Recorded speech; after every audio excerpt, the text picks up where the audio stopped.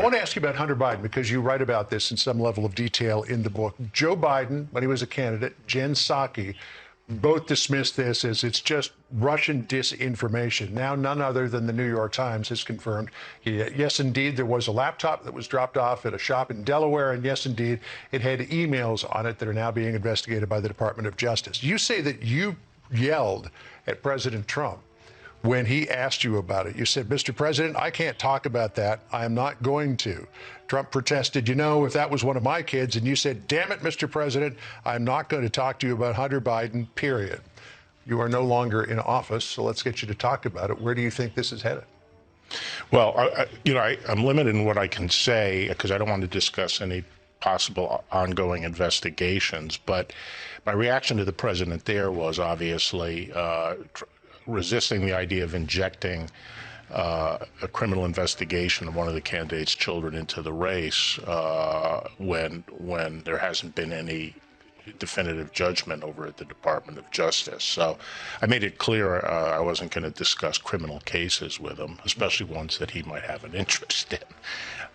So I would still do that today, but I was very disturbed during the debate when candidate Biden lied to the American people about the laptop. He's squarely confronted with the laptop, and he suggested that it was Russian disinformation and pointed to the letter written by some intelligence people that was baseless, which he knew was a lie. And I was shocked by that. And fortunately, the DNI came out and said, no, it's not disinformation. The FBI said the same thing.